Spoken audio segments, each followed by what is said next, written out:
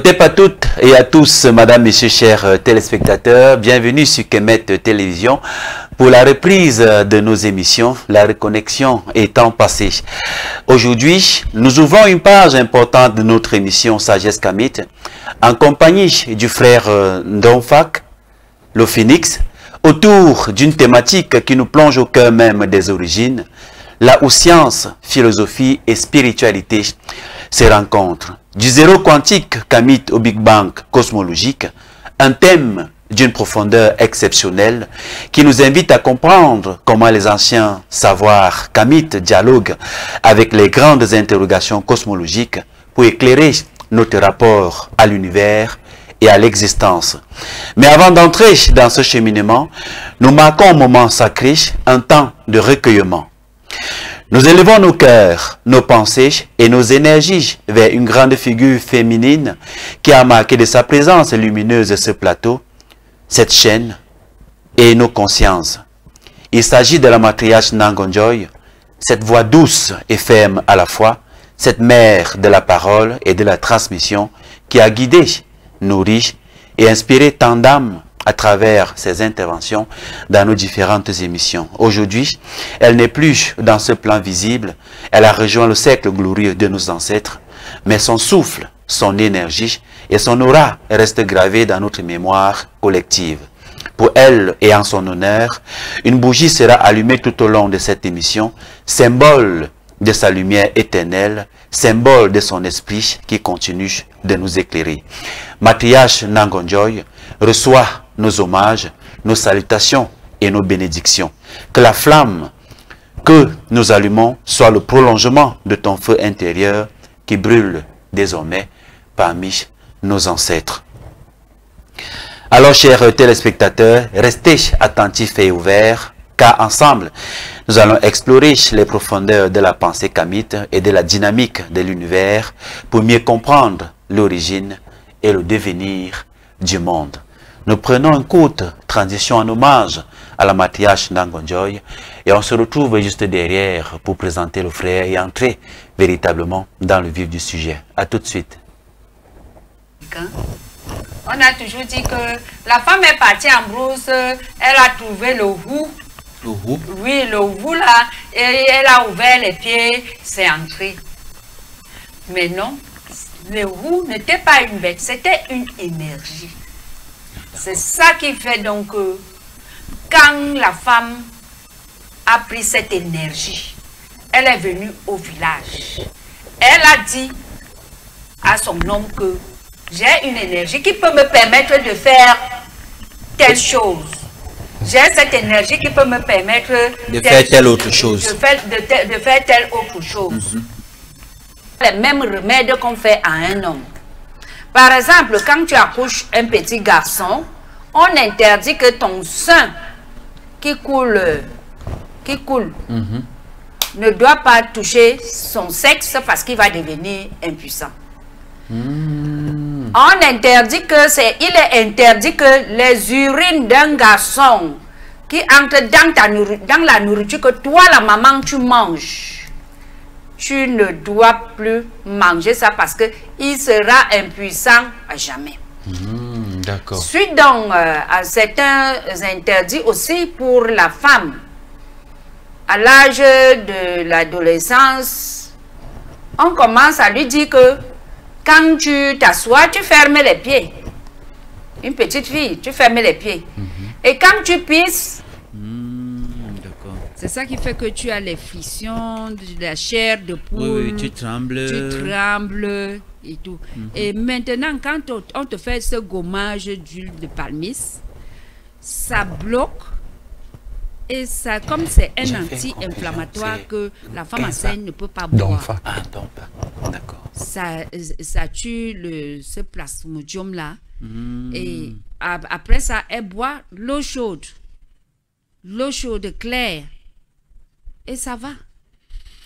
Est-ce que c'est possible encore aujourd'hui pour toutes ces femmes-là qui sont enceintes, pour toutes celles qui vont accoucher, pour toutes celles qui ne sont pas encore tombées enceintes, est-ce que aujourd'hui ça peut encore marcher? C'est-à-dire le système attraper... de nuit, en général, sont des esprits. En général, ce sont des esprits qui ils sont en deux. Ils sont des esprits que quelqu'un, de fois, est parti provoquer. De fois, c'est ton ancêtre ou c'est ta mère ou c'est ton père qui est parti provoquer ça. Cela veut dire que, bon, il y a d'abord une première hypothèse. Quand quelqu'un reste veuf, ou que toi-même, tu as connu quelqu'un que vous ne vous êtes pas marié, il est mort. Il reste toujours avec toi, spirituellement. Si tu n'as pas fait certains rites de veuvage, si ta femme meurt, tu ne fais pas les rites de veuvage,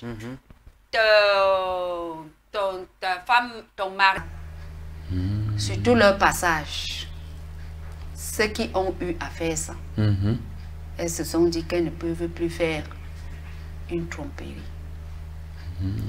Parce que je les ai montré comment ça aboutit. Parce que tout ce qu'on fait dans la vie,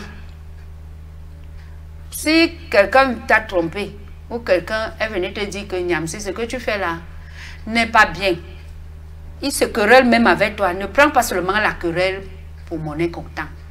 Dis-toi bien que les mots que la personne s'y m'a dit vont m'avancer à quoi? Matriarche Nangonjo, et que ton cas soit vivifié pour l'éternité. Nous ne t'oublierons jamais. Madame, Messieurs, chers téléspectateurs, retour sur le plateau de Sagesse Kamit pour introduire le frère Ndonfa, qui est mon invité ce matin dans le cadre de cette thématique, avec la thématique justement du zéro quantique Kamit au Big Bang cosmologique, une thématique fort de sens que nous allons aborder en 2 actes parce que c'est un sujet extrêmement vaste et nous pouvons le circonscrire en 90 minutes. Donc nous allons produire cette émission en acte 1 et en acte 2. Je disais tantôt, c'est un ingénieur miage, il aura l'occasion de se présenter lui-même pour le bonheur de nos téléspectateurs qui nous suivent à l'instant. Alors frère Ndonfa, ôté par toi et bienvenue pour la première fois dans le studio de Kemet Télévision. C'est un honneur, c'est un plaisir de te recevoir. Ôté frère Niamsi, c'est un réel plaisir d'être ici avec vous aujourd'hui. C'est vrai que à plusieurs reprises, on a pensé déjà faire des émissions dans le cadre de notre renaissance africaine. Donc je suis très content d'être là aujourd'hui. Ingénieur MIAGE, ça veut dire ingénieur des méthodes informatiques appliquées à la gestion. Donc, c'est un parcours qui allie à la fois l'ingénierie pure de la science informatique et les sciences de gestion. Donc, j'ai plus de 15 ans d'expérience en tant qu'ingénieur dans cette optique-là. Et je m'intéresse en tant qu'ingénieur particulièrement au développement de logiciels, globalement les systèmes d'information. Et lorsque vous parlez de développement de logiciels, votre outil principal c'est la langue, donc c'est le langage. Donc au-delà de ma profession d'ingénieur informaticien, je suis largement intéressé par toutes les questions qui touchent au langage, à la langue, et donc en général à la linguistique. Et donc je fais beaucoup de travaux de recherche actuellement sur les questions de linguistique africaine en particulier. Et au cours de cette émission, nous allons justement voir comment la linguistique africaine se déploie pour aller dans les profondeurs des racines kamites, notamment l'Égypte antique. On va donc voir comment cette linguistique-là se déploie partant de les langues que nous parlons aujourd'hui, en retournant à l'Égypte antique, en revenant vers nos langues d'aujourd'hui pour décrire notre univers, notre environnement, pour parler de la science. Et comme le professeur de regrettée mémoire, Omotunde, aimait à le dire, la science est dans nos villages. Donc nous allons voir dans le cadre de cette émission que la science est dans J'allais justement poser déjà la question de savoir qu'est-ce qu'un ingénieur informaticien peut faire dans des thématiques comme la cosmologie, mais le lien est tout fait. Oui, il faut aussi ajouter il faudrait ajouter avec cette question que l'ingénierie informatique repose d'abord sur les mathématiques. Les fractales en plus. Oui, il y a les fractales, mais toutes les autres formes de mathématiques, les probabilités, etc. D'accord. La théorie des ensembles, tout ça se traduit dans des applications concrètes dans le métier de l'ingénierie informatique. Et le métier de l'ingénierie informatique opère à tous les degrés avec la notion de langage. Et cette notion de langage-là est à la base même de la civilisation. Il n'y a pas de civilisation, il n'y a pas de culture sans langue. Donc voilà à peu près le lien. Tu te fais appeler le Phénix Benou. Qu'est-ce que ça veut dire? Et il faut rappeler aux téléspectateurs que cette émission sera illustrée de bout en bout par une diapo. Oui, le Phénix Benou, si vous êtes un habitué de l'égyptologie, justement, en égyptologie, le phénix est appelé Benou. Et parfois, on a l'impression que Benou, c'est juste une appellation fantaisiste, fabriquée, qui n'est pas une langue réelle. Non, c'est une langue réelle. Benou renvoie au Yemba, qui signifie le corps du phénix. Benou. Le corps du soleil, en fait. Parce que le phénix, c'est le soleil. Donc, c'est le corps du soleil. Donc, quand on dit Benou, c'est le corps du soleil, mais Benou traduit aussi l'ascension zénitale du soleil. Exactement. Donc, c'est ça. Bienvenue une fois de plus, frère. Merci. On va se tutoyer ici à Kemet TV, on ne vous voit pas. On se tutoie. Sans souci. D'accord. Nous allons plonger dans le vif du sujet avec cette définition conceptuelle avant que tu ne passes aux illustrations. Alors, peux-tu nous définir, frère, ce que tu entends par zéro quantique Kamit et comment ce concept s'articule avec la vision ancestrale africaine de l'origine même du monde? Ok, autrement dit, pourquoi une telle thématique du zéro quantique Kamit au Big Bang cosmologique? Évidemment, quand on voit un tel thème, il y a déjà les notions de quantique qui nous frappent, il y a la notion de Big Bang cosmologique, et lorsqu'on associe tout ça avec l'idée Kamit, évidemment, on va se poser la question, est-ce qu'il est en train de nous dire que la cosmologie et la science quantique a une origine africaine?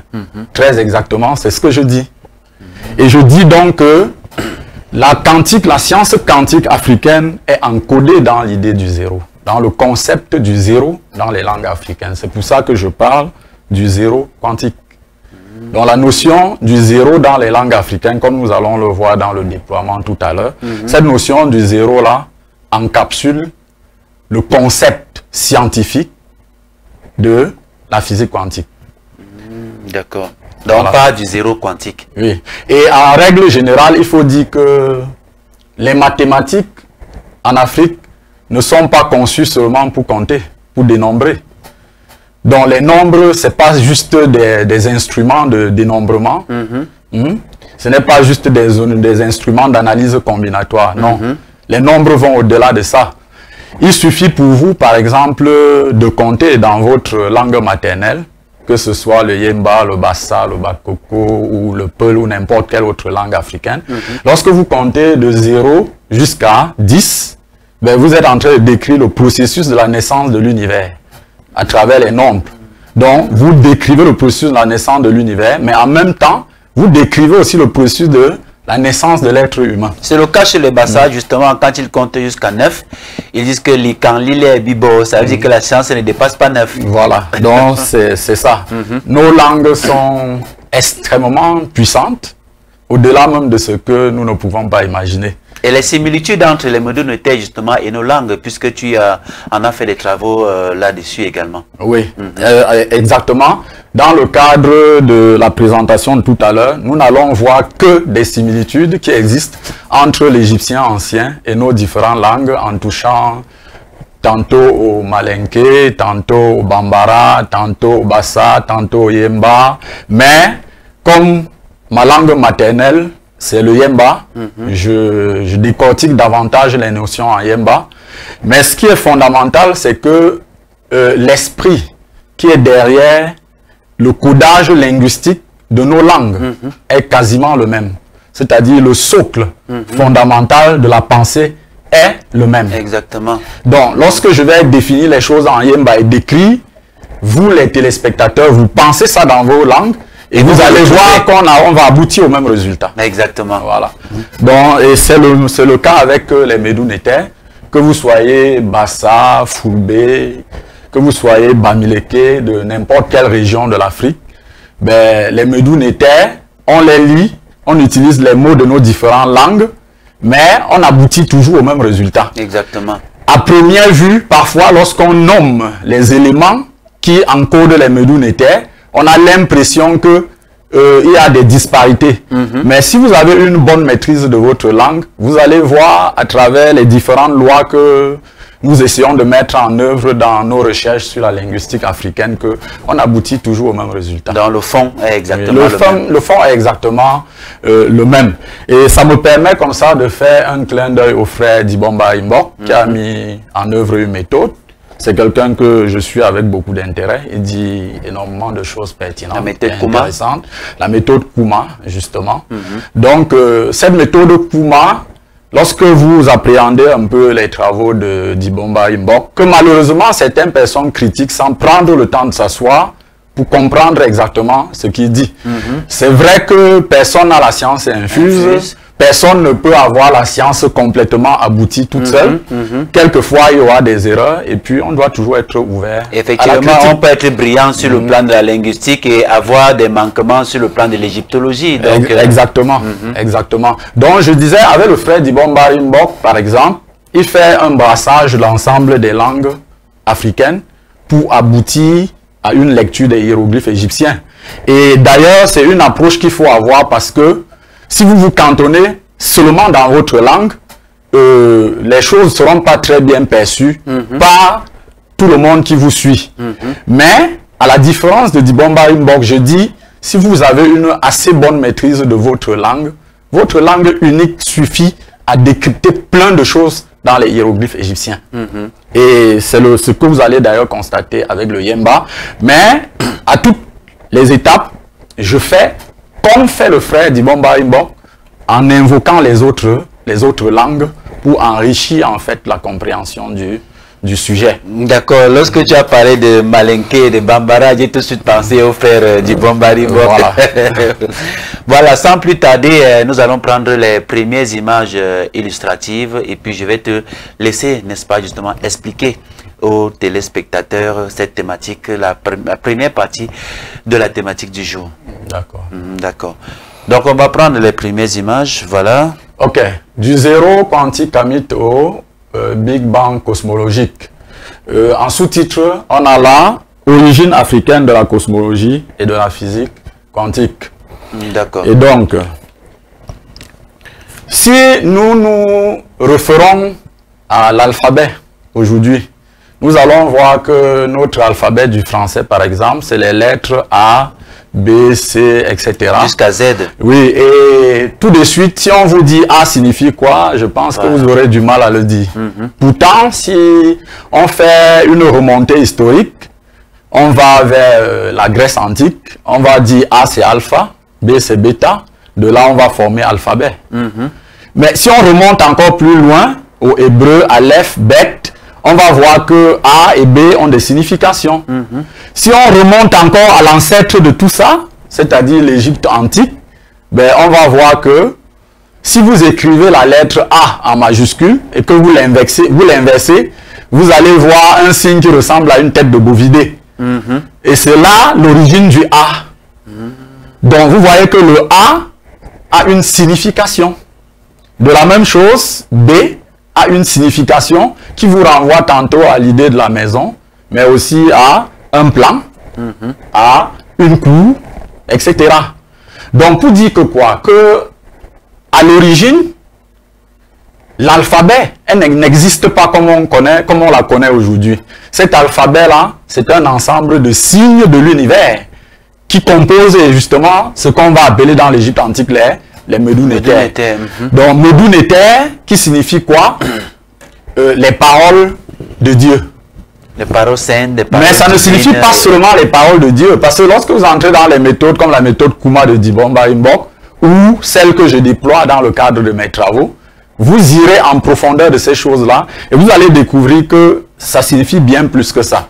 Donc l'expression Médou, ce n'est pas juste un mot en l'air. Cette expression existe dans nos langues, notamment dans le Médoumba, à l'ouest du Cameroun. Exactement. Quand vous dites Médoumba, la racine Médou là, elle renvoie au Médou du Médou-Néter de l'Égyptien ancien. D'accord. Quand vous dites le Yemba, qui est une langue, vous voyez que le Yemba et le Médoumba ont en commun le suffixe ba, qui renvoie en fait à amba chez les Dogons et qui renvoie en même temps à ama.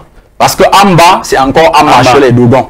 C'est-à-dire, on est déjà là dans le Dieu créateur, celui-là qui est invisible, qu'on ne peut pas décrire, qu'on ne peut même pas nommer. Ben, ce amba, on dit qu'il est le cachet, et justement, on peut l'observer dans le yemba. Quand on dit mba, mba veut dire caché. Mais mba désigne aussi la maison, mba désigne aussi la concession. Donc, c'est un peu là le déploiement des langues. Pour dire que les Medoun étaient, ça représente les paroles, les dits. En yemba, quand vous dites ndure, ça veut dire dit. Si vous dites mendure, ça veut dire les paroles, les déclarations. C'est ce terme medou là qui est utilisé dans Medoumba. Et si on veut décrypter comme ça, on va comprendre tout de suite que Medoumba signifie en fait la langue du caché, du Dieu caché. C'est-à-dire d'Amon, du Dieu Amon. C'est la même chose avec la langue Yemba. Le Yemba renvoie à l'idée de celui qui est caché, c'est-à-dire le Dieu Amon. Vous voyez que en fait, c'est deux noms différents pour décrire exactement la même chose. Donc, comme ça, Cheikh Anta Diop nous invite en nous faisant rappeler par exemple que nous rejetons très facilement notre culture parce que nous avons une ignorance de ce que contient cette culture. Pour le citer de manière précise, il dit la facilité avec laquelle nous renonçons souvent à notre culture ne s'explique que par notre ignorance de celle-ci et non pas par une attitude progressiste adoptée en connaissance de cause.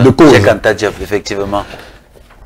Algui Moumouni ajoute, quand on a été asservi, quand on a été dénaturé, le mimétisme devient une seconde nature. Après plus d'un demi-siècle d'indépendance, il est temps de réunir avec objectivité et approche scientifique. Et c'est ce que nous voulons faire ici. Ce que nous pouvons et devons récupérer de notre tradition en voie d'ensevelissement sous les gravats des mœurs charriées par le flot des cultures importées. Et le but du travail que nous sommes en train de mener ici, justement, consiste à nous débarrasser de ces gravats qui ont enterré notre culture et montrer que notre culture est la mère première de toutes les autres cultures de l'humanité.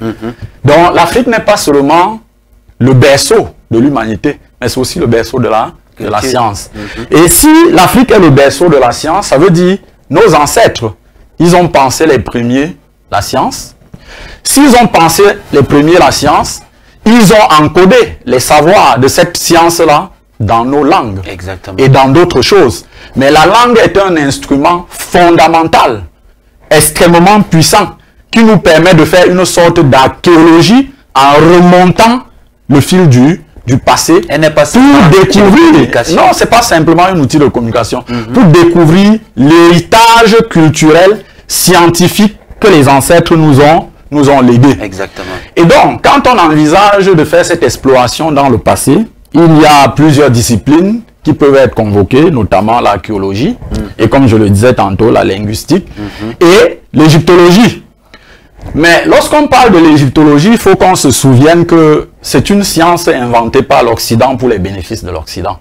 Comme le disent d'ailleurs les égyptologues européens eux-mêmes. Si on cite Anne Roth, dans une lettre qu'elle a adressée à ses pairs égyptologues, elle dit l'égyptologie est une profession hérocentriste. Elle a été fondée par des érudits européens et américains dont l'intérêt primaire était la confirmation des sources classiques ainsi que la confirmation et l'explication de l'Ancien et du Nouveau Testament. Ce pour l'avancement de la chrétienté. Donc c'est fort de ce constat eurocentriste de l'égyptologie que nos éminents penseurs, tels Cheikh Anta Diop, Théophile Obenga, ont pensé à une école africaine d'égyptologie. Ce qui convient aujourd'hui d'appeler plus précisément camitologie, si on veut sortir de ce caractère eurocentriste de l'égyptologie. Et donc tous nos travaux sur la linguistique qui font appel à l'Égypte antique vont dans ce sens-là. Alors, si on s'intéresse tant à la langue, c'est pourquoi? C'est pour une raison simple. Comme on l'a dit tout à l'heure, la langue, c'est le véhicule de la pensée. Donc, la langue est au cœur de la civilisation. On ne peut pas faire de civilisation sans la langue. Et on ne peut pas décrire des faits culturels. On ne peut pas cataloguer, définir, ériger une science dans une civilisation sans avoir les concepts et les mots qui soutiennent ce concept-là. Exactement. Ce qui voudrait dire quoi? Que si on veut connaître le cœur d'une civilisation, il faut connaître la langue de cette civilisation. C'est pour cette raison que l'égyptologue Alain Ancelin disait que la langue est la boîte noire de la civilisation. Ce qui veut dire quoi? Si on fait cette image avec l'avion, ben, si un avion crash, si on veut connaître l'antériorité de la trajectoire du vol avant le crash, ben, on va s'intéresser à sa boîte noire. Donc, la langue en tant que boîte noire est un outil archéologique. C'est-à-dire ça nous donne des prototypes sur lesquels on peut s'appuyer pour découvrir ce qui est quasi oublié aujourd'hui. Et dans tout ce que nous faisons comme travaux, nous invitons les frères kamites, les frères africains, les panafricanistes à mettre la langue africaine, les langues africaines, leur langue maternelle au centre de tout ce qu'ils font. Parce que c'est la clé de la civilisation. Nous ne pouvons pas faire la renaissance africaine avec les outils de l'Occident. Parce que ce sont ces outils intellectuels de l'Occident qui nous ont menés au stade où nous nous trouvons aujourd'hui. Au stade de ceux qui sont qualifiés de sous-hommes, des hommes moins intelligents, et capables d'inventer beaucoup de choses. Et on ne peut pas renaître en continuant à utiliser ces outils-là. Exactement. Ce qui n'est en réalité qu'une falsification de l'histoire, comme l'a si brillamment démontré Cheikh Anta Diop tout au long de sa vie. Et notamment au fameux colloque du Caire. Exactement. Et donc, à ce fameux colloque du Caire, de manière définitive, Obenga et Diop ont montré que l'égyptien ancien, c'était une langue africaine. Et ils n'ont fait que confirmer ce que d'autres penseurs, notamment Jean-François Champollion, avaient déjà affirmé. Ce que notamment Wallis Budge aussi avait déjà déclaré lorsqu'il dit, par exemple, parlant de l'égyptien ancien, que si vous enlevez toutes les racines triconsonantiques de l'égyptien ancien, parce que ces racines triconsonantiques font croire que l'égyptien ancien est une langue sémite. Donc, Sir Wallis Budge dit, si on enlève toutes ces racines consonantiques, il reste encore plein de mots dans l'égyptien ancien. Et ces mots-là ne sont d'aucune façon des mots sémites. Une façon d'admettre de manière très claire que l'égyptien ancien était sans aucun contexte une langue d'origine africaine. Et Théophile Obenga, justement, il allait même plus loin dans son ouvrage, l'étude comparée des langues africaines et de l'égyptien ancien, où il savait que la similitude ou les similitudes sont faites à 97% entre les Médou et les autres langues africaines, contrairement aux langues sémites, aux langues indo-européennes, où la similitude est pratiquement de 0,5%. Voilà, on va donc le gap est très important. Le gap est énorme. Et puis les statistiques que vous venez d'évoquer là, ça dit tout. Exactement. Donc comme j'étais en train de le souligner, si vous voulez comprendre ce que nos ancêtres ont accompli de grand dans ce monde, pour maîtriser, il y a les pyramides de l'Égypte antique qui sont un témoignage que les autres ont bien voulu introduire hasardement, de manière hasardeuse dans leur civilisation. Mais aujourd'hui, ça ne se discute plus de savoir si l'Égypte est un territoire africain ou pas. Ça ne se discute plus de savoir si les pharaons étaient des noirs ou des blancs. C'est clair aujourd'hui dans l'esprit de tout le monde, sauf quelques personnes qui sont encore à la traîne. Les pharaons ou de mauvaise foi, les pharaons, nos ancêtres, étaient tous des noirs. Ils avaient des colorations plus foncées que la mienne. Noir solex. Voilà. Et donc, ces pyramides qui sont l'héritage visible n'ont pas été construites sur la base de rien. Elles ont été construites à partir d'abord de l'usage de la langue. C'est la langue qui permet d'édifier un corpus scientifique dans le domaine des mathématiques, dans le domaine de l'architecture, dans le domaine de la physique, de l'ingénierie et de tout le reste. C'est pour ça que la linguistique est capitale, elle est fondamentale. Vous ne pouvez pas, si vous êtes allemand, vous allez dire les maths en allemand. Si vous êtes chinois, vous allez dire les maths en chinois. Mais est-ce que nous, les Africains, on a dit les maths dans nos langues? La réponse est oui.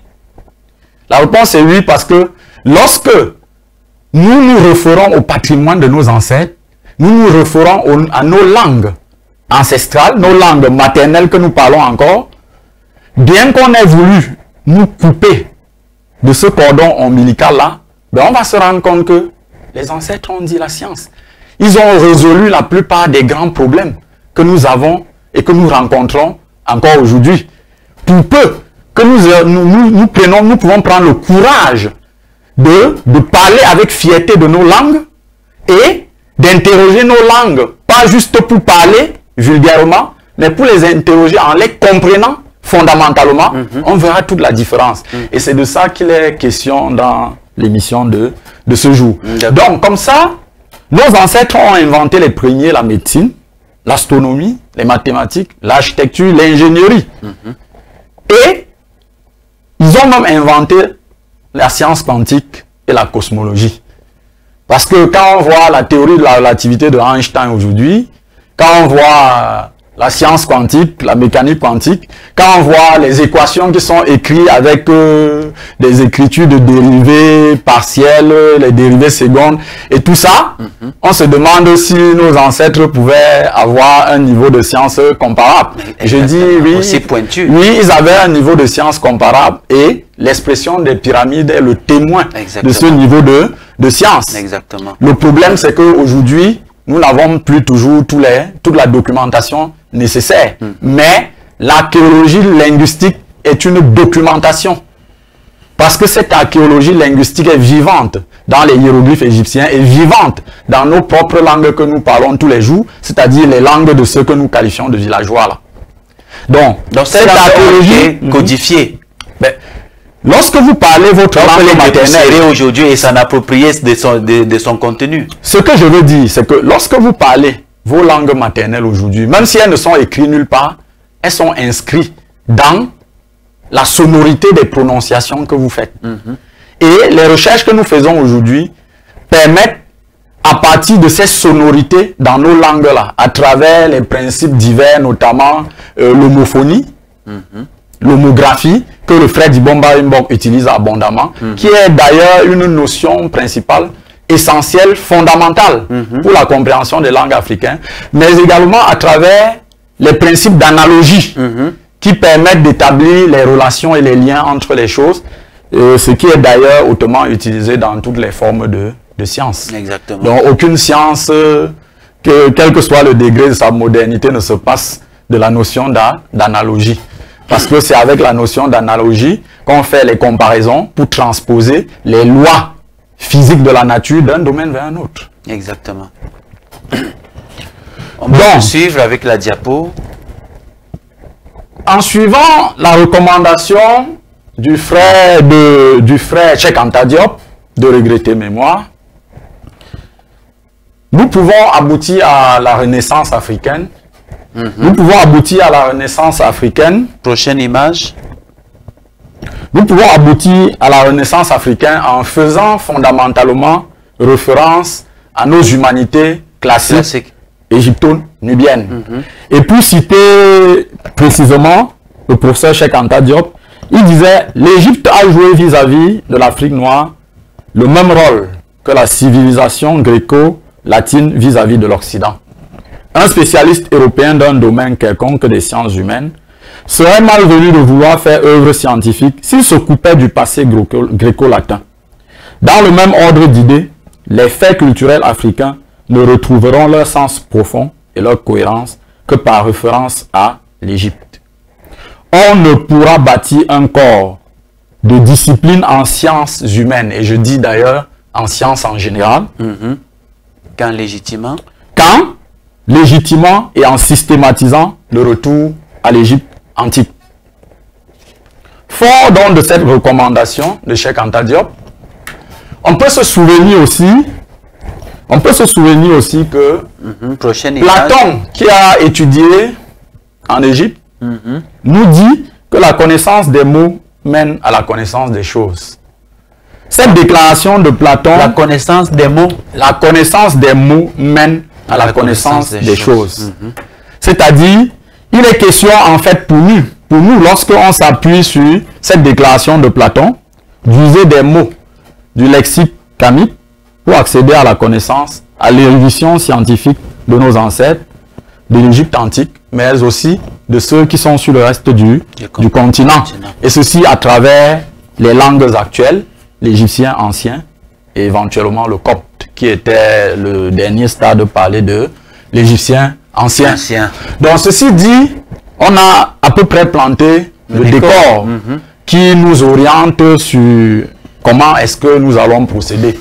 Et là, on va se poser la question, quel est le discours des langues africaines sur le zéro, pour entrer dans le vif du sujet. Dans le vif du sujet, exactement.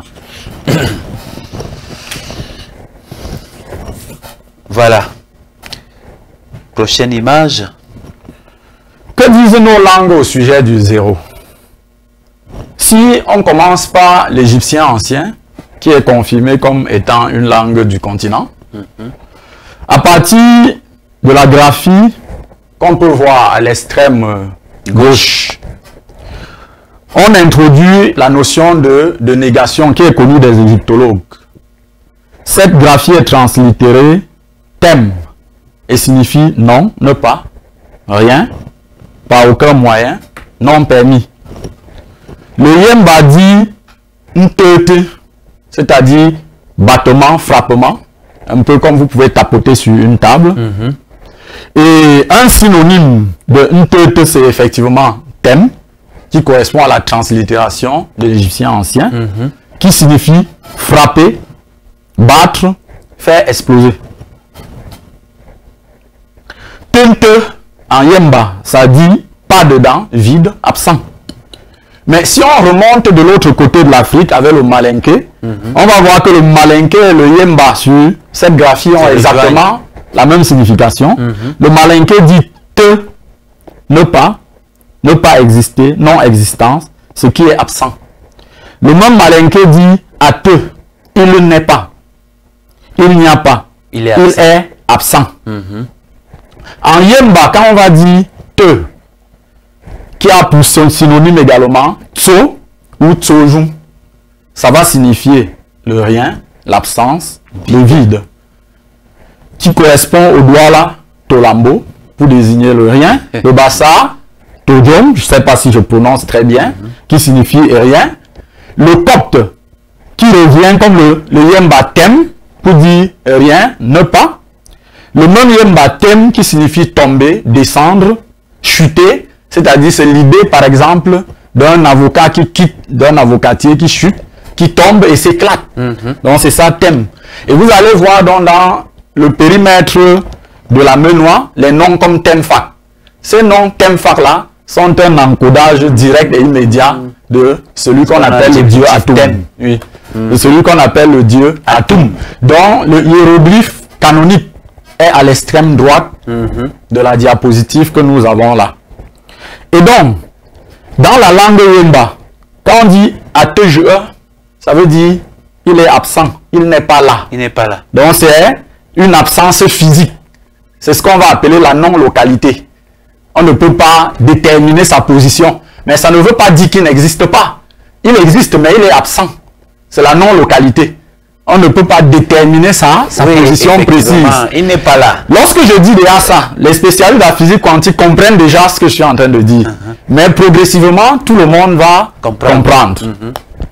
Et donc, le te qui décrit ce qu'est le dieu Atum signifie ne pas, n'est pas. Mais quand on dit également te en langue yemba, ça désigne le vase, une calebasse, un contenant. Voilà, un contenant. Oui, un contenant. Quand on parle de te, on voit toujours la calebasse là. Oui, donc ça décrit un volume, un espace circonscrit, un espace intérieur. Le Douala va dire Tolambo, comme on l'a dit tout à l'heure, pour dire rien vide. Ce qui va correspondre à l'expression Tolambo ou Tolambo en Yemba, qui signifie ne pas être, ne pas exister. Et ceci nous conduit dans une certaine mesure à ce qui contient le futur. C'est-à-dire, c'est le futur en puissance. Donc, si à ce niveau, on s'interroge c'est quoi le zéro, on peut déjà dire le zéro, c'est un espace intérieur. C'est la description d'un espace intérieur qui est invisible, qui est obscur, où se trouve le nom manifesté. Et son nom, c'est-à-dire le nom du zéro en Yemba, c'est Ndemdem. Ce nom Ndemdem là indique une spirale et nous donne déjà une idée sur la forme géométrique de ce que c'est que le zéro. Exactement. Donc voilà, d'entrée de jeu, à peu près ce que nous disent déjà les langues africaines en nous appuyant sur un exemple de quelques langues comme on vient de le voir. D'accord. Pour approfondir donc la signification du zéro dans les langues kamites, on va s'intéresser à l'encodage de quelques éléments de la nature. Parce que, comme on l'a dit d'entrée de jeu, le Medou Neter, c'est le langage de la nature, du cosmos. Dieu n'a pas de bouche, mais la bouche de Dieu, c'est la nature, c'est le cosmos, c'est l'univers. Exactement. Donc, Dieu a matérialisé tout ce qui est contenu dans l'univers à partir d'une géométrie. Et cette géométrie se dévoile par la présence de tous les objets qu'on voit qui ont des formes diverses et variées. Exact. Ça, c'est la géométrie de la création divine qui donne ces formes-là. Mais il s'est également manifesté par le son. Cette géométrie étant ce qui est visible, c'est-à-dire la lumière au final, le son étant ce qui est entendu, l'explosion initiale qui a mené à la création nous donne à voir dans le cosmos, dans l'univers, le grand livre de la création, qui est en fait la bouche de Dieu. Les Medou Neter. Et donc, si tous ces éléments-là sont dans le cosmos, dans l'univers, dans la nature, ben, ça veut dire la nature nous enseigne.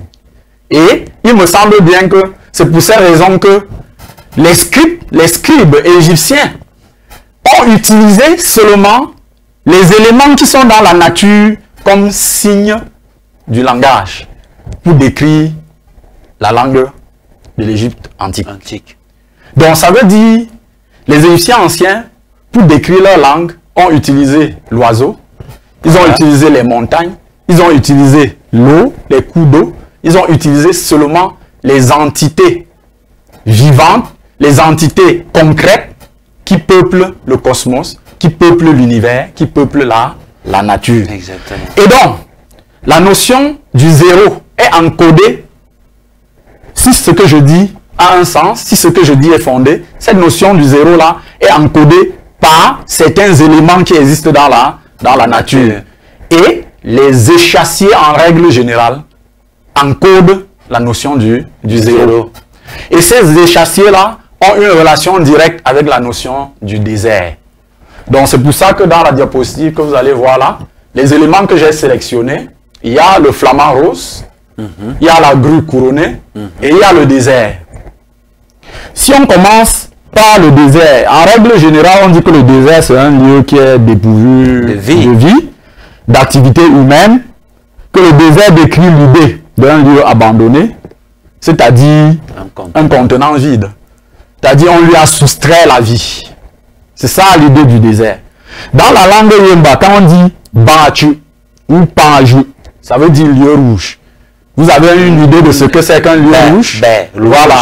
Vous avez une idée de ce que c'est qu'un lieu rouge? Un exemple, c'est une forge. Un four à charbon. C'est un lieu rouge. Or, ça, c'est un environnement de transformation où on va soumettre les objets à ce qu'on va appeler, entre guillemets, le martyre ou la passion, pour les remodeler, transformer leur forme. D'accord, d'accord. On est là dans le domaine de ce qu'on appelle la thermodynamique en physique. Donc, en Yemba, quand on dit Panjou ou Banjou pour dire lieu rouge, à l'exemple de la forge, on décrit là le concept de de désert comme un lieu austère, qui est semblable aux menstrues d'une femme. Les menstrues signifient l'absence de la vie. Parce que la femme qui voit ses menstrues, ça veut dire que la vie qui était censée provenir d'elle s'est transformée en un désert. Puisque si tu ne vois pas tes menstrues, ça veut dire que tu es en retard, comme on le dit communément. Exactement. Donc c'est ça, cette idée qui est encapsulée là.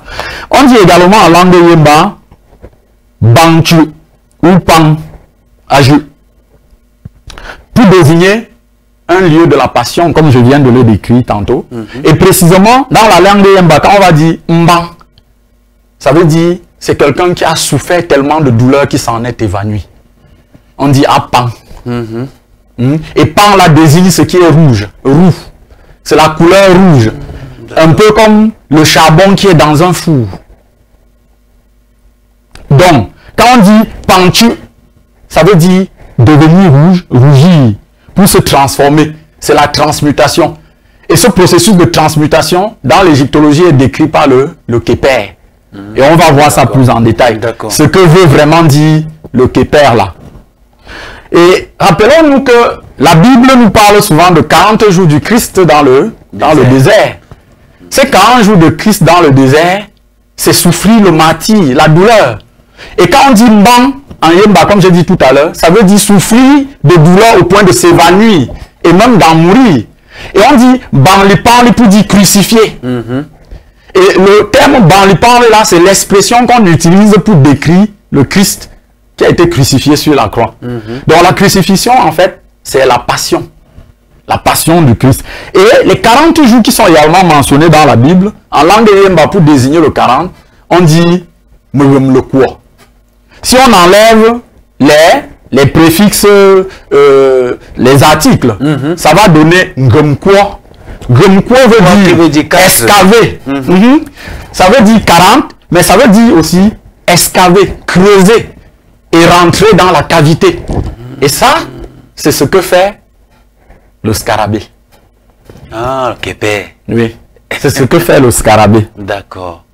Et c'est pour ça que, à la fin de la description là-bas, vous avez vu que j'ai ajouté le scarabée.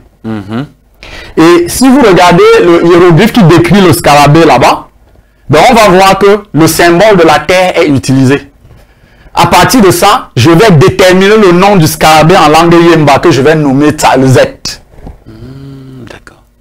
Et vous allez voir à quoi nous conduit ce nom du scarabée. C'est quelque chose d'extraordinaire.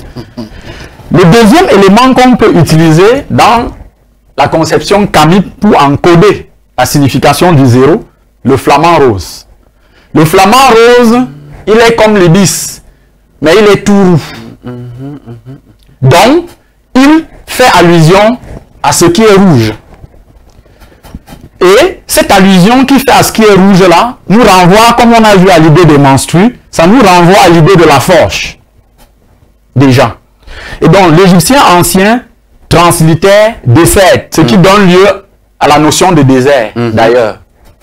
Mais, ça ne donne pas lieu seulement à la notion du désert, ça signifie également la terre rouge et ça décrit l'albinos. Nous voyons justement le flamant rouge là. C'est ça le flamant rouge. Exactement. Oui. Exactement.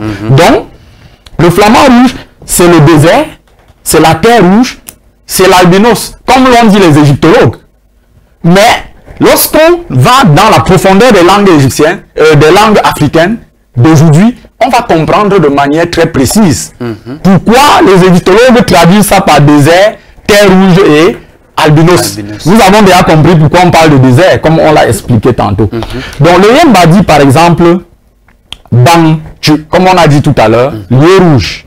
Il dit bantu pour décrire l'ibis rouge. Parce que le nom de l'ibis en yemba, c'est tchu. Et ça signifie la vibration, le mouvement. Le yemba dit ngom pour désigner la grue couronnée, pardon. Et il s'agit des animaux qui font partie d'une même famille. Le même yemba va également dire banju, c'est-à-dire pour cataloguer le flamant rose comme étant un type de hibou ou de chouette, c'est-à-dire il dit hibou rouge. Mais vous allez vous demander, il n'y a pas de ressemblance a priori entre le hibou et le flamant rose. Ils ont l'air très différents. Mais au fur et à mesure qu'on va progresser, vous allez voir la ressemblance. Donc, le Yemba nomme le flamant rouge Banchung. Banchung là, littéralement, ça signifie les choses rouges. Mais ça renvoie aussi à l'idée de noyau ou de graines de choses. C'est-à-dire l'origine des choses ou l'origine du monde. D'où la notion de l'œuf cosmique dans la plupart des mythes africains. Le Swahili nomme Eru, le flamant rose. Le Malinke dit Seru pour dire trou profond. Le Yemba dit Agum pour dire trou profond, cavité, grue, couronné. Le Dogon dit Suro pour désigner un nœud, un piège. Le Yembaba dit Tsong pour dire le nœud, faire un nœud. Mais il va utiliser une dérivation sur le point de la prononciation en disant Tso pour désigner le cheveu. Mais pour dire aussi ouvrir, on dit Tso ouvrir. Mais également pour désigner la perdrix et même le poussin de caille. Les égyptologues vont comprendre où j'en viens. Le Swahili va dire Zeru pour dire l'albinos. On est toujours dans le contexte soit de ce qui est rouge, soit de ce qui représente une cavité, une grande cavité, un trou béant. C'est ça l'idée qui est décrite là. Donc, quand c'est la cavité et l'idée d'un grand trou, on est dans la géométrie du zéro. Quand c'est le rouge ou le roux, on est en train de décrire une activité thermodynamique qui a lieu dans un œuf ou dans une graine qui va donner la vie. C'est de ça qu'il est question. Et donc, au final, l'arabe dit sifre pour dire germe, grain, vide ou zéro. Ce qui est en tout point équivalent à Banchung, qui est la graine du monde. Si on regarde maintenant le déterminatif de la graphie du flamant rose qu'on avait là tout à l'heure. Tout en image, s'il vous plaît. Si on regarde le déterminatif là, on voit le signe de la galette de pain et on voit une montagne. Ce déterminatif là indique une excavation. Si je nomme l'excavation en langue Yemba, je vais dire Ngemte. Ngemte là, ça veut dire creuser, fouiller, bêcher. Ce que fait effectivement la grue. Mais c'est ce que fait aussi une pioche, une houe. Vous voyez, il y a déjà une relation avec l'agriculture. Effectivement. Et la relation qu'il y a avec l'agriculture, ça rentre dans la description de ce qu'est le monde. Qu'on va découvrir au fur et à mesure qu'on avance. D'accord. Tout à l'heure, donc, on a dit le flamant rouge, le flamant rose, pardon, Banchung, encode l'idée de l'œuf du monde, de l'œuf de la création. Interrogeons le mythe du Mvet. Voilà, nous le voyons en image. Voilà. Voilà le fameux flamant rose. Interrogeons maintenant le mythe de la création selon le Mvet. Pour comprendre s'il y a une adéquation entre tout ce qu'on a déjà dit avant là et ce que dit le mythe. Et on va comprendre directement par là que tout ce qui est décrit dans le mythe là, c'est la science. Si vous comprenez le mythe, vous interrogez les mots-clés qui sont dans le mythe, vous allez accéder à la science. À la science, exactement. Suivant, s'il vous plaît.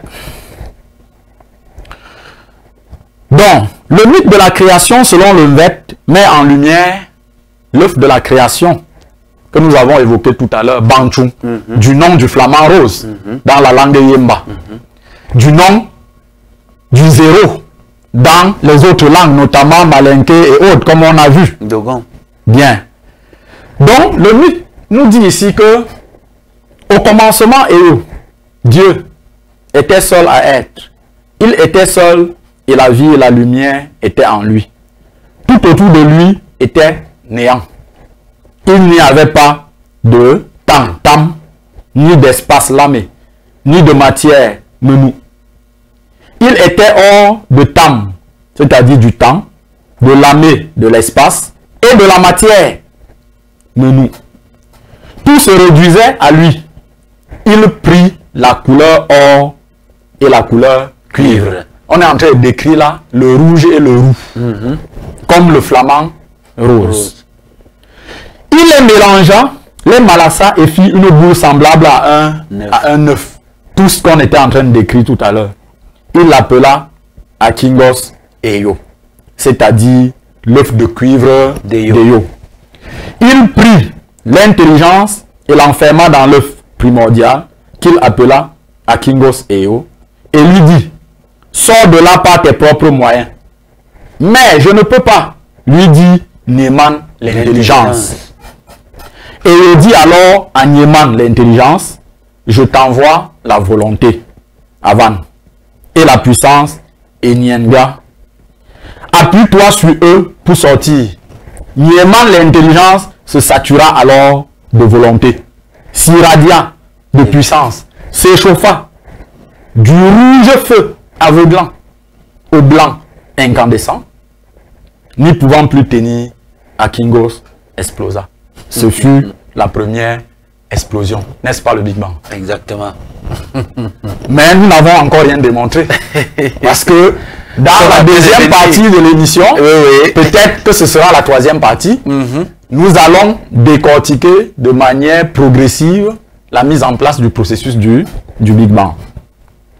Donc, selon le Nvet, comme on voit ici, le monde provient de l'explosion de l'œuf primordial d'Eyo, qui libéra la lumière et la vie, à la suite d'un processus thermodynamique qui est encodé par le flamant rose, le nom du flamant rose, Bantu, qui désigne à la fois l'œuf, mais en même temps le processus thermodynamique, c'est-à-dire, comme on dit dans le mythe, Nieman se satura alors de volonté, s'irradia de puissance, s'échauffa.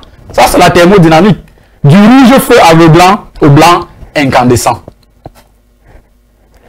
Et donc, le mythe du Nvet fait allusion à la volonté et à la puissance qui ont été mises en œuvre dans l'œuf pour sortir. Le Nvet est du domaine des écans. Femme de Tiboulou. Alors, que signifie la volonté et la puissance qui est mise à l'œuvre dans le Nvet? Chez moi, à Tchang, avec le Yemba. La volonté, chez les Yemba, on dit le con. C'est la volonté. Et quand on dit le con, ça nous ramène à l'idée de l'amour. La flèche. L'idée de serpenter, d'onduler, de ramper.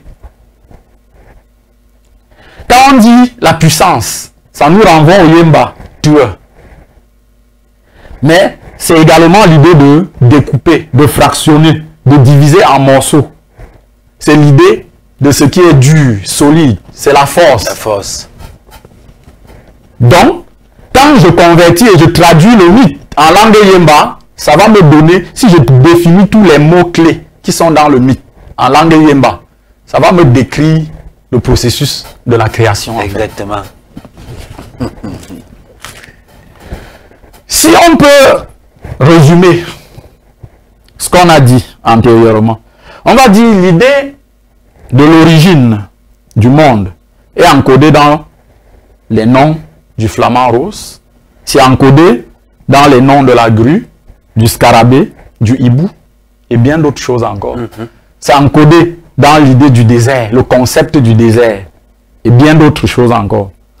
Les échassiers qui sont mis à l'œuvre ici ont en commun le fait de fouiller le sol, les détritus, de retourner la terre, comme le fait le scarabée.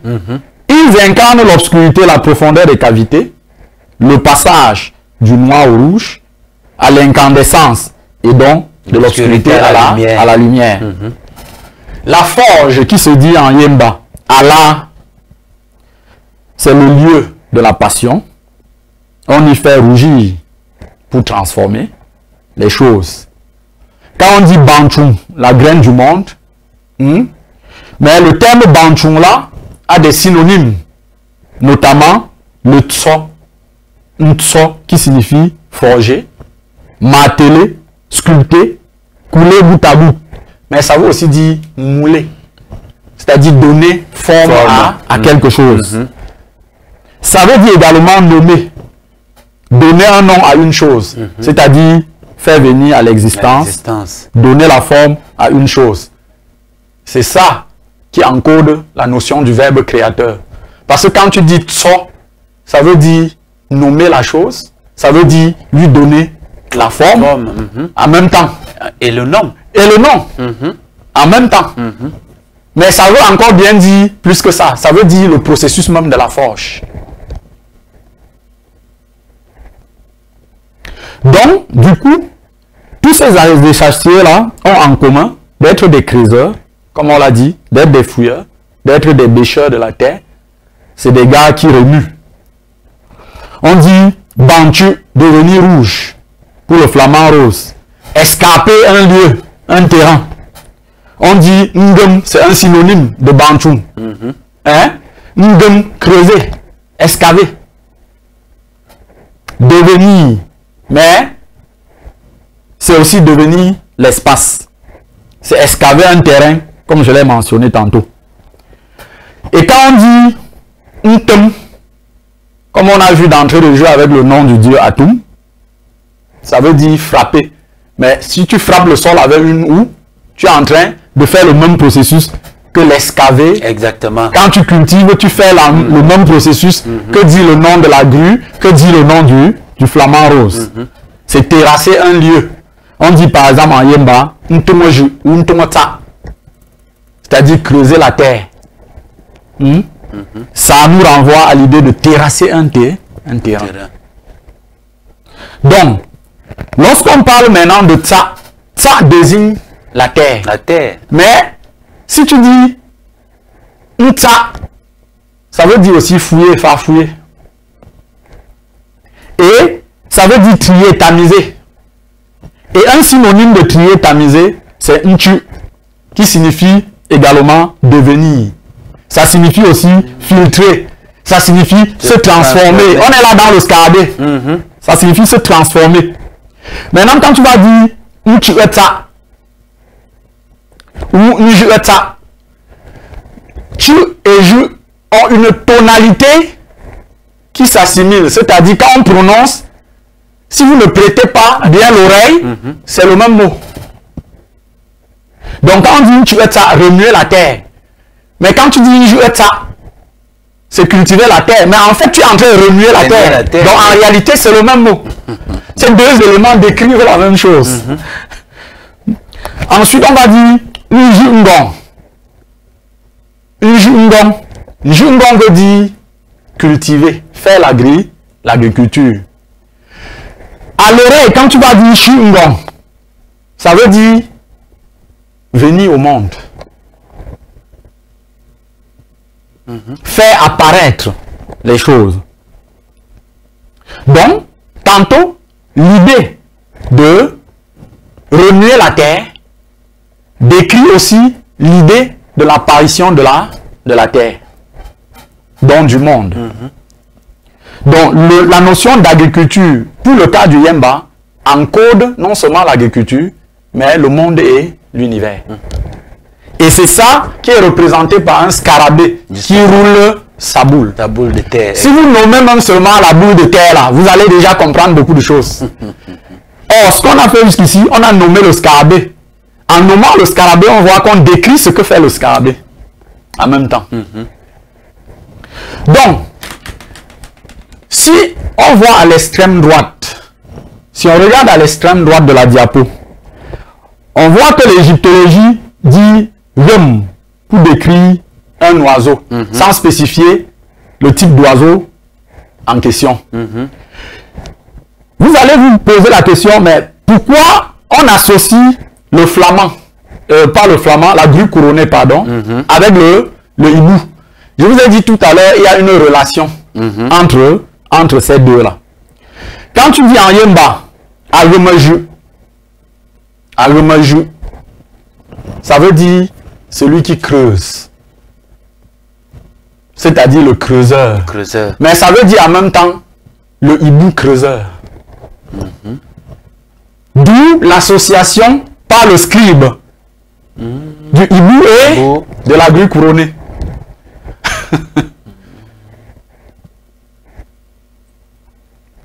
Donc le malinqué, lui, il va dire Gouma pour désigner la grue, Kouma sur le dogon pour désigner la grue couronnée, le Yemba Arem pour désigner la grue couronnée, le Soninke va dire Koumé pour désigner le Kalao, le Soussou va dire Kouma pour désigner l'Ibis. C'est pour dire en fait que depuis on parle du Kalao, on parle du Hibou, on parle du flamand rose, on parle de la grue. Mais en réalité, on est dans les mêmes principes. C'est-à-dire en arrière-plan, on décrit les mêmes choses en passant parfois d'une ère culturelle vers une autre. Une autre, exactement. Les échassiers, donc, on peut dire qu'ils résument le processus de la création en encodant, par exemple, l'origine du monde, mais aussi la vibration du nom de l'ibis, mais également le mouvement, le tu en yemba, ça veut dire secouer, faire vibrer, tamiser, mais le tu là veut dire transformer, devenir. C'est-à-dire, on passe de l'ibis au scarabée instantanément. Comme pour dire, ils sont en train de décrire une même réalité. Les échassiers encodent également l'idée de la matrice primordiale. Arium, comme on l'a dit, du nom de la grue couronnée. Cette matrice primordiale qui engendre la création, nommée Ngon, le monde. Mais lorsqu'on dit Ayemba Nungum, ça désigne en même temps l'arc-en-ciel, c'est-à-dire c'est la lumière. Et quand on dit Leum, ça désigne 10, c'est-à-dire l'unité qui sort du zéro. C'est également l'idée de la passion. Nous sommes là en train de résumer tout ce qu'on a dit avant. C'est l'idée de la passion qui est également encodée à travers les échassiers, comme on a vu, et notamment le hibou et le scarabée. Donc c'est l'idée de la passion du martyr qui exprime le sacrifice primordial. Et si vous évoquez par exemple la notion de piler les noix de palme en yemba, ça décrit tout le processus de la création. Piler les palmes, c'est-à-dire on met les noix de palme rouges dans le mortier. On prend le pilon et on commence à piler. Tout le processus qui a cours là-bas. Si vous nommez les différents éléments, vous êtes en train de déployer la science de la création de l'univers. C'est formidable. Voilà. C'est également l'idée de la transmutation. C'est l'idée de la transformation qui mène à la vie. C'est l'idée de l'agriculture, comme on l'a vu, qui consiste à remuer, creuser, concasser la terre, transformer sa forme pour en faire naître la vie, notamment les plantes. C'est aussi l'idée d'explosion d'une graine, c'est-à-dire la mise en terre qui est une cavité obscure de laquelle surgira une plante, un arbre ou une forêt. C'est également l'idée de la souffrance, de la passion et du sacrifice qui transforment et conduisent à la gestation à diverses échelles, sur divers plans. Donc, au final, quand je dis Bantou pour le flamand rose, je décris l'idée de subir la passion pour exister, monter en température, c'est-à-dire phénomène thermodynamique, en vibration et en mouvement. La conséquence de ça, c'est l'agitation thermique. C'est-à-dire c'est l'agitation thermique qui a lieu dans l'œuf. On a dit Bantou, le nom de l'ibis, c'est la graine du monde. Donc c'est la thermodynamique qui a lieu à l'intérieur du noyau de l'œuf ou de la graine qui va conduire à l'explosion, comme on a vu avec le mythe du Vêt, pour donner naissance à l'univers qu'on peut voir. Ça, le Z, le nom qui décrit le scarabée, nous renvoie à l'idée de la gravité terrestre.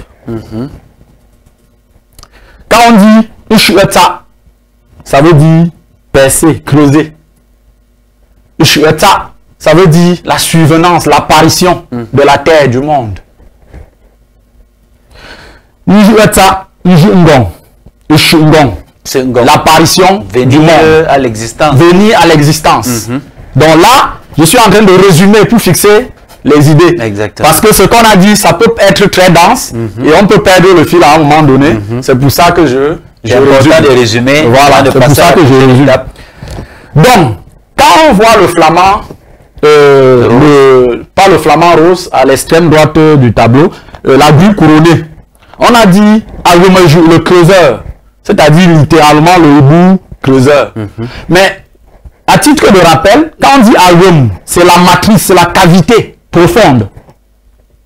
Le Wemchu, ça veut dire émerger de la matrice. Donc je creuse, je perce un tunnel et je sors. C'est ça l'idée. Donc, vous observez là que l'on prenne le flamand rose, que l'on prenne le scarabée, que l'on prenne la grue, et même on est en train ou le hibou, on est en train de décrire le processus de gestation du cosmos. Jungong, pour ce qui concerne le hiéroglyphe qui est en rapport avec le nom d'Atum. Jungong cultivé, Jungong, naître, venir au monde. Nchu, être, demeurer, exister, secouer, vibrer, tamiser. Voilà le processus qui concourt à la création de l'univers. Mais qu'est-ce qui est secoué, tamisé, machin, tout ça? C'est la vibration. Parce que c'est la vibration qui devient la matière. Lorsqu'elle se déploie, lorsque la vibration, elle se condense. Souvenez-vous que lorsque j'ai décrit les Medou Néter, j'ai dit les Medou Néter, finalement, ça dit que la nature, le cosmos, l'univers, c'est la parole de Dieu. C'est-à-dire la bouche de Dieu, c'est le monde manifesté. Puisqu'elle est représentée à travers les éléments de la nature, exact, comme l'oiseau, et ces deux éléments de la nature, j'ai cité deux catégories. J'ai dit les formes géométriques qui nous montrent distinctement ce qu'on voit. C'est-à-dire c'est la lumière. Et puis, ce qu'on entend, le son. Mais le son et la lumière là ont en commun d'être des vibrations. Très bien. Ce sont ces vibrations-là qui se déploient finalement en matière. Donc, c'est de ça qu'il est question. D'accord. Pour entrer donc maintenant en détail du rapport qu'il y a entre le zéro et cette vibration qui est à l'origine de la création de tout ce qui est manifesté. On va voir que le chiffre ou le zéro, parce que le mot chiffre tire son origine de l'arabe cifre. Et l'arabe tire lui-même son origine de l'égyptien ancien qui est translittéré dans la graphie qu'on voit là-bas, Sefri. Sefri donne Sefer, qui signifie compter chez les Wolofs. Il donne chez les Hébreux Sefer, rouleau, notamment le rouleau de la Torah. L'idée de rouleau là, en Yemba, c'est Ndum, Ndum, Ndum. Ndum, Ndum, c'est le vide. Ndum, Ndum, c'est le zéro, qui est la forme géométrique. Donc, le Yemba, Ndum, c'est enroulé, spiralé. Mais c'est aussi la spirale, c'est l'anneau. Autrement dit, comme la bague, l'anneau que nous portons au doigt. Et vous avez des illustrations de ce que peut être un anneau, une spirale.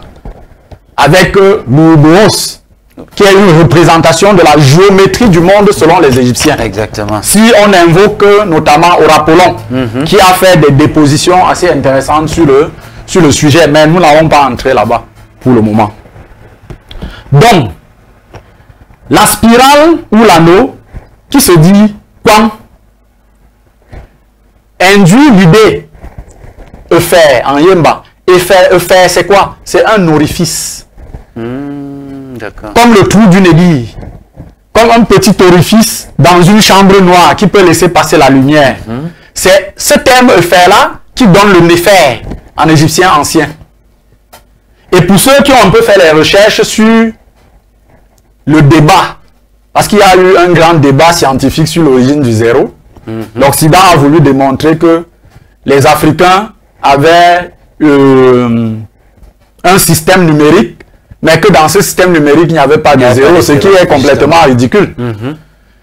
Parce que de la même façon qu'on prononce les nombres dans nos langues, on les prononce à peu près de la même façon en français. En français, quand vous dites 102, vous dites 100 et vous dites 2. À quel moment est-ce que vous prononcez le zéro? Dans nos langues, tu fais la même chose pour prononcer 102. Tu prononces 100. Tu dis un cru. Ensuite, tu dis Bon. me pia. Ou un cru pas me pia. Le zéro ne ressort pas. Le zéro ne sort pas. Ce qui ressort, En fait, c'est l'addition. la prononciation. C'est l'addition du 2 et du 100. C'est la même chose en français. Donc, on peut objecter à ceux-là qui argumentent pour dire que le système d'écriture des nombres en égyptien montre que il n'y a pas l'usage de zéro et que donc on n'a pas inventé le zéro. Que eux-mêmes n'ont pas inventé le zéro parce que dans la langue française, quand tu dis 304, tu ne dis jamais 304. 04. Même quand tu dis 10, tu Voilà. ne peux pas dire, tu ne veux pas 1, 0. Tu dis 10. Tu dis 10. Or, en définitive, les écrits égyptiens, les manuscrits hiéroglyphiques ont révélé la présence effective du zéro dans le domaine de la comptabilité. Parce que quand on vous donne de l'argent à dépenser, pour écrire la comptabilité, il faut équilibrer les comptes. J'ai dépensé 100 francs, sur les 100 francs qu'on m'a donné, il reste rien, zéro. On encode ça avec le signe du néfer. C'est ce signe du néfer là qui correspond au yemba efer. Qui est l'orifice, le trou, c'est-à-dire c'est la forme en fait du zéro.